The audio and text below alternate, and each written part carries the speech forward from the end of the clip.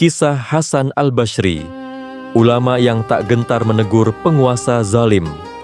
Di antara tokoh agung umat Islam, ada seorang ulama tabi'in yang kata-katanya menembus hati, keberaniannya menggentarkan penguasa, dan ketakwaannya membuatnya disegani dunia. Dialah Al-Hasan al-Bashri, pewaris ilmu para sahabat Nabi yang hidup di masa penuh ujian bagi umat. Kisahnya adalah tentang keberanian, keteguhan iman, dan nasihat yang abadi hingga kini. Lahir di Madinah pada tahun 21 Hijriah atau 642 Masehi, Hasan al-Bashri tumbuh di lingkungan para sahabat Nabi Muhammad Shallallahu Alaihi Wasallam. Ibunya adalah mantan budak milik Ummu Salamah, istri Rasulullah. Ayahnya seorang tawanan perang yang kemudian masuk Islam. Sejak kecil, Hasan al-Bashri belajar langsung dari sahabat Nabi seperti Anas bin Malik, Abdullah bin Umar, dan Ali bin Abi Thalib. Gabungan kecerdasan, kefasihan bicara, dan ketakwaan membuatnya menjadi ulama besar di kota Basrah. Suatu masa, Irak dipimpin Al-Hajjaj bin Yusuf, penguasa yang ditakuti karena kekejamannya. Hasan al-Bashri sering mengkritik kezaliman Al-Hajjaj dalam khutbahnya, tanpa takut akan konsekuensi. Kabar ini sampai ke telinga Al-Hajjaj. Ia memanggil Hasan al-Bashri, berniat menakut-nakutinya. Hasan al-Bashri berwudu, lalu sholat 2 rakaat sebelum berangkat. Wajahnya tenang, hatinya penuh tawakal. Di hadapan Al-Hajjaj, Hasan al-Bashri berkata, "Wahai Hajjaj, engkau pemimpin yang Allah amanahkan. Takutlah kepada hari saat engkau dimintai pertanggungjawaban." Ajaibnya, Al-Hajjaj yang bengis justru terdiam, bahkan memuliakan Hasan al-Bashri sebelum mempersilahkannya pulang. Berbeda dengan Al-Hajjaj, Khalifah Umar bin Abdul Aziz, yang merupakan keturunan Umar bin Khattab dari jalur ibunya, dikenal sebagai pemimpin adil, zuhud, dan dicintai rakyat. Dalam suatu pertemuan, Umar bin Abdul Aziz meminta nasihat kepada Al-Hasan al-Bashri tentang amanah kekuasaan yang dipikulnya. Hasan al-Bashri berkata, "Kekuasaan adalah ujian, bukan kemuliaan. Orang yang selamat darinya seperti yang menyeberangi samudra penuh gelombang." Umar bin Abdul Aziz menangis mendengar kata-kata itu, lalu berdoa agar Allah Subhanahu wa Ta'ala meneguhkannya. Hasan al-Bashri hidup sederhana, jauh dari kemewahan.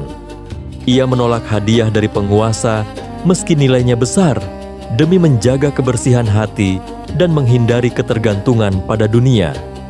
Ia sering menangis di malam hari, memohon ampunan kepada Allah. Hasan al-Bashri takut amal-amalnya tidak diterima, meski ibadahnya begitu banyak.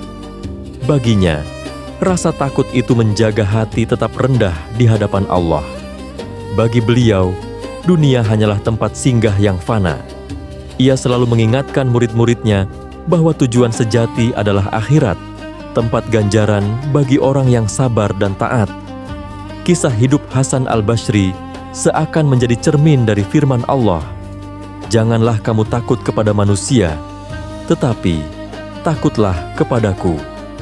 Seperti tercantum dalam Quran Surah Al-Ma'idah ayat 44. Ia benar-benar menjalankan pesan ini dalam setiap langkahnya. Selain itu, kisahnya juga sejalan dengan sabda Rasulullah Shallallahu Alaihi Wasallam yang berbunyi, "Jihad yang paling utama adalah berkata benar di hadapan penguasa zalim." Hadis riwayat Abu Dawud. Hasan al-Bashri menjadikan sabda ini prinsip hidupnya, tanpa gentar sedikit pun. Kedua nas tadi menjadi pegangan hidup Hasan al-Bashri yang tak gentar berkata benar, meski di hadapan penguasa zalim. Dari perjalanan hidup Hasan al-Bashri tadi, kita dapat memetik mutiara hikmah yang relevan di setiap zaman. Pelajaran ini bukan sekadar cerita masa lalu, tapi panduan hidup yang bisa kita amalkan hari ini. Pertama, keberanian lahir dari iman yang kokoh. Hasan al-Bashri tidak takut pada manusia, karena ia yakin sepenuhnya bahwa hidup dan mati hanya di tangan Allah. Keimanan yang kuat melahirkan hati yang teguh. Kedua, menasihati dengan hikmah. Kata-kata Hasan al-Bashri keras dalam kebenaran, namun lembut dalam penyampaian. Inilah kunci agar nasihat menyentuh hati, bahkan hati yang keras sekalipun.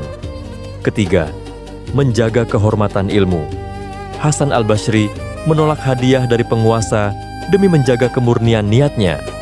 Ilmu yang dijaga dari kepentingan dunia akan membawa keberkahan.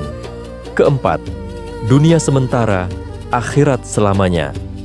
Hasan al-Bashri mengingatkan, segala kemewahan akan sirna, sementara amal baik akan kekal menjadi penolong di hari pembalasan. Dan seperti sabda Nabi Muhammad Shallallahu Alaihi Wasallam yang diriwayatkan Imam Ahmad yang berbunyi, sebaik-baik manusia adalah yang paling bermanfaat bagi manusia lainnya. Maka Hasan Bashri membuktikan hal tersebut di sepanjang hidupnya. Mari kita teladani keberanian dan ketakwaan Al-Hasan al-Bashri, agar kita menjadi hamba Allah Subhanahu wa Ta'ala yang mulia di dunia dan akhirat. Amin ya Rabbal Alamin.